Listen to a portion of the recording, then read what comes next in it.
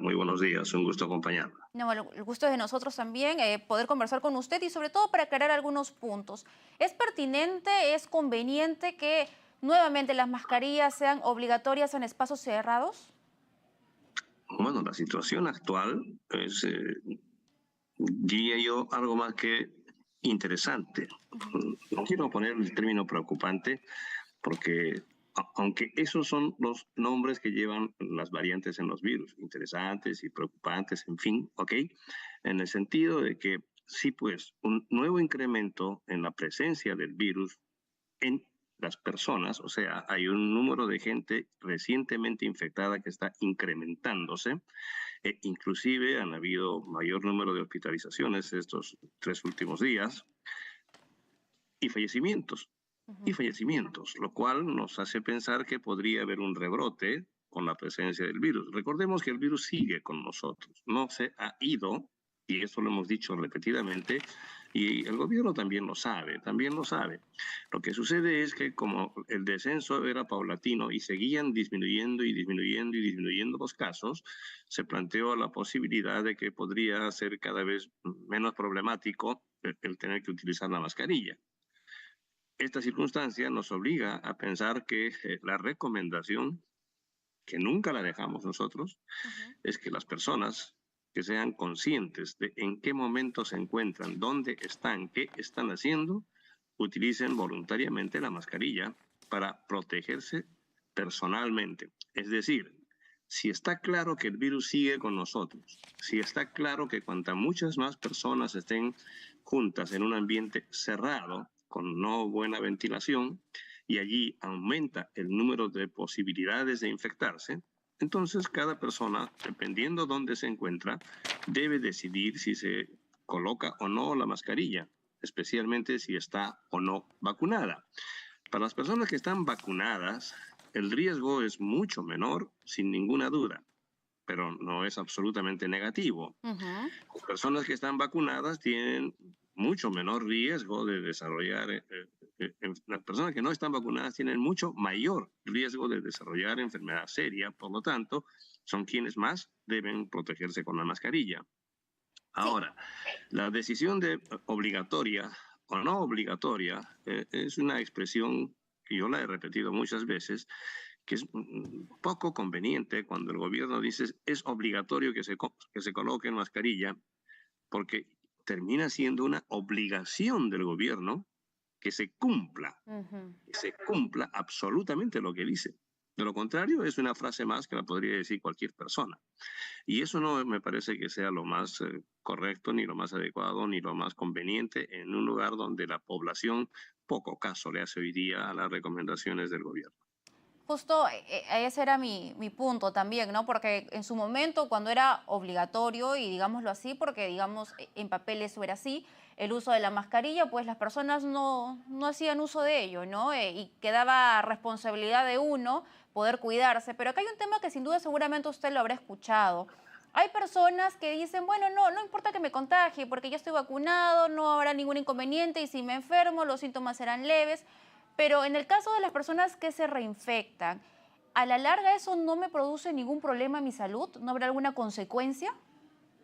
No, es decir, puede o no. Como usted me pregunta, a la larga no habrá una consecuencia, significa que de todas maneras habrá. No, no es que habrá de todas maneras, que pueda haber, sí, claro. Ujú. Si una persona se reinfecta, puede desarrollar una enfermedad leve o moderada, o peor aún, puede quedar con un cuadro permanente después de haber inclusive aparentemente sanado. O sea, desaparecen los síntomas de la enfermedad y luego continúa con lo que hoy día se llaman síntomas post-COVID o COVID prolongado. La gente más de 12 semanas inclusive puede seguir con síntomas y tener dolores musculares, puede tener vértigo, dificultad respiratoria, agotamiento, como manifestaciones ya hoy día consideradas clásicas de la enfermedad post-COVID o COVID prolongado. Y esto puede suceder con una reinfección o inclusive con una primera infección. Pero quiero decirle, Una persona tuvo COVID hace 6 meses y estuvo perfectamente bien, no tiene ninguna manifestación clínica, ya curó, ya sanó. Vuelve a infectarse, hace otra vez COVID, pero muy discreto y quizás apenas un poquito de malestar y se acabó la cosa. Sin embargo, pasan unos días más y aparecen otras manifestaciones que antes no las tuvo. Ujú. Esto puede suceder, lo cual no significa que quien ya curó no desarrolle también estos síntomas en algún momento después de 3, 4 o 5 meses. O sea, es, esta forma de comportamiento de la enfermedad a todos, en lo que es el sector salud, ha llamado la atención porque los pacientes, una vez que pasa el COVID, no es que quedan sanos para toda la vida, sino que algunos quedan con síntomas prolongados. Otros curan, están sanos, se reinfectan y aparece este síntoma de enfermedad prolongada. O sea, hay una serie de formas de presentación. Yo diría, el término está muy bien utilizado en medicina, es una enfermedad pleomórfica. Pleomórfica quiere decir que tiene diferentes formas de presentación y que sorprendentemente manifestaciones clínicas que no son las habituales. Qué importante lo que nos comenta, y esto evidentemente es importante para las personas que nos están viendo, ¿no? Porque algunas personas lo toman a la ligera, no se quieren cuidar, bueno, que me infecto, yo lo voy a superar, pero podría haber consecuencias y por eso es importante seguir cuidándonos. Otro tema que quería comentar con usted tiene que ver con las variantes que han ido apareciendo en nuestro país. Hemos tenido alfa, beta, gamma, lambda, delta y esta última Omicron, ¿no? ¿Cuál ha sido, digamos, el comportamiento del virus a lo largo de este tiempo que llevamos en pandemia? Bueno, en general, hay principios que son fundamentales en lo que significan las mutaciones de un virus. ¿Por qué mutan los virus? En primer lugar, los virus no mutan, no es una característica del virus mutar para hacerse más agresivo, o sea, matar más gente, sino todo lo contrario. Recordemos lo siguiente, los virus, si lo ponemos encima de una mesa, por ejemplo, o en una superficie cualquiera, esa cantidad de virus que ponemos no va a aumentar en absoluto, sino todo lo contrario, cada día va a ir disminuyendo porque los virus no se reproducen, no son seres vivos, no se replican en cualquier superficie. Para poderse replicar los virus o seguir existiendo, llamémosle así, tienen que infectar a una célula humana o de algún animal, dependiendo del tipo de virus que sea. En el caso del coronavirus necesita infectar a las personas para seguir existiendo. Ujú. Entonces, ¿en qué sentido muta el virus? En hacerse más infeccioso, porque necesita infectar a más gente. ¿Sus mutaciones qué le permiten al virus? Infectar más gente. Número uno. Y número dos, ¿y le interesa matar a las personas? No, porque si mata a la persona, ya no tiene dónde replicarse más adelante el virus. Entonces, la segunda mutación, si es que se produce otra mutación, es no ser más agresivo. Vea qué interesante. Los virus mutan entonces, en el caso del coronavirus y prácticamente todos, para hacerse más infecciosos y menos agresivos en general. Pero además, una tercera razón por la que los virus mutan es porque cuando infectan a una persona por primera vez, esta persona forma anticuerpos Así y el es. virus ya no va a poder entrar. Y cuando vacunamos a las personas forman anticuerpos para protegernos del virus. Entonces, lo que el virus tiene que hacer en estas mutaciones es evitar la acción de los anticuerpos que hemos generado en las personas con la vacuna. Le ponemos una vacuna contra un virus, la persona forma anticuerpos y el siguiente virus que ingrese, de ese virus, ese coronavirus que ingrese, tiene que evadir esos anticuerpos. Entonces va a ir produciéndose mutaciones para que los anticuerpos productos de la vacuna ya no lo dañen al virus. Tres razones para mutar: menos mortal, menos agresivo, más infectante y para evadir los anticuerpos formados por la vacuna.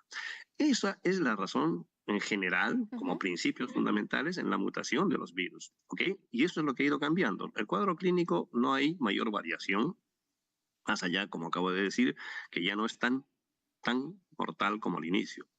Claro, le consultaba porque hay una nueva variante, ¿no? Que ha surgido, que es el BQ.1.1, pero todavía no Veamos, sabemos si es más contagiosa, ¿sería la tendencia, ser más contagiosa?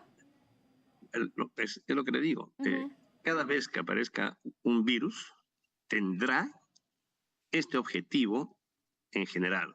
ser más infectante, menos mortal y tendrá que ir mutando para hacerse resistente a los anticuerpos. Pero no todas las mutaciones que se producen en el virus generan precisamente estas características. Cuando el virus no adquiere esta característica de ser más infectante, menos desaparece, porque ya no tiene a quién infectar o infecta muy poco. Ujú. Esas variantes, esos virus que mutan, van desapareciendo y quedan predominante los virus que adquieren estas características fundamentales que acabo de señalar, de hacerse más infectantes. Recuerde algo, un virus muta en este momento. Tengamos el BA4. El BA4 es uno de los virus que tenemos circulando en nuestro país y se produce una mutación en ese mismo BA4, o sea, vendría a ser un sublinaje. Así De es. ese linaje BA4 tendremos un sublinaje que hay dos opciones. Vamos, dos mutaciones, BA4C, BA4D, supongamos. El BA4C no le da ninguna característica mejor de las que tiene ya el virus, por lo tanto no le interesa seguirse replicando y va a desaparecer. El BA4D, el otro virus que también es hijo de este anterior, si le permite infectar a más gente o le da alguna característica de más resistencia a los anticuerpos, sí, es una variante que tiene interés en replicarse. Y esa sí va a quedar para la replicación subsiguiente. Y las otras variantes que se hayan producido, que pueden haber muchas mutaciones, como usted comprende, esas desaparecen y ni nos enteramos que han existido. Qué Porque interesante. además pueden mutar en cualquier región del virus, no solamente en las zonas que detectamos con las pruebas, sino en zonas que ni las observamos y no tienen ninguna trascendencia. Entonces, las mutaciones que son al azar se van seleccionando aquellas que favorecen la subsistencia del virus. Qué interesante lo que nos comenta. Por eso es importante siempre basarnos en ciencia y no en especulaciones. A propósito también de lo que dijo la ministra de Salud hace instantes, Kelly Portalatino, ella mencionaba que a quincena de diciembre estos casos de COVID-19 se reportarían de leves a moderados y en el caso de marzo-abril los casos serían de moderado a graves. Pero si uno ya está vacunado, digamos, esto se basa más que todo para las personas que no están vacunadas, que no han completado el esquema de vacunación. Bueno, a estas alturas es imposible decir cómo será porque nadie tiene una bola de cristal. Ujú. ¿Ok? Lo único que se puede decir con claridad es que cuanta más población esté vacunada, menos gente va a tener problemas serios.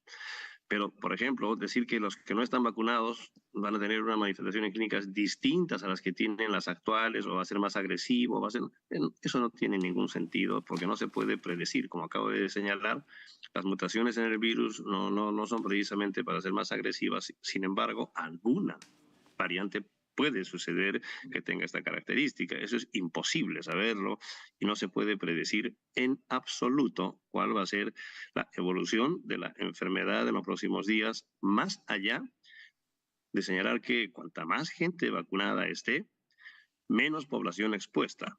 Menos población expuesta para desarrollar enfermedad seria, o sea, estaremos bastante protegidos. Y si la evolución del virus se da dentro de lo que se espera que suceda, cada vez habrá virus menos agresivos y más infectantes. Y a propósito también de ese anuncio del MINSA de la adquisición de las vacunas bivalentes, entiendo que esas vacunas están enfocadas en una respuesta inmunitaria contra los linajes de la variante Omicron, ¿no? Lo que hablamos, BA4 y BA5. Pero, ¿a qué población debe aplicarse este tipo de vacunas?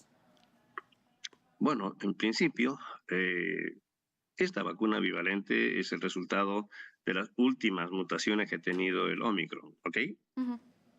Y se cogió el último y a partir de él se desarrolló la vacuna. Sin embargo, después de él sigue mutando el virus y seguirá mutando. Por lo tanto, esa vacuna también tendrá un periodo de vigencia, porque después que ya mute el virus hasta ya no ser útil la BA4 y BA5, tendremos que considerar la posibilidad de otra vacuna. ¿Ok? En cualquier caso, la recomendación será que se vacune a las personas en alto riesgo. ¿Por qué? Por lo que le acabo de decir. En corto tiempo, un año o 2 años quizás, ya no servirá la BA4 o BA5 tampoco, como sucede con influenza estacional, que todos los años tenemos que vacunarnos. Entonces, conforme vaya mutando, ya no va a servir ninguna vacuna 100%, ¿okay? Ujú. Especialmente si es que está mutando. Y en esas circunstancias, la recomendación, como en influenza, es vacunar fundamentalmente a las personas de alto riesgo para desarrollar enfermedad seria, o sea, mayores de 60 años, pacientes hipertensos, diabéticos, obesos, que tengan alguna comorbilidad, para que reciban la vacuna que en ese momento exista. No tenemos nosotros la bivalente BA4, BA5.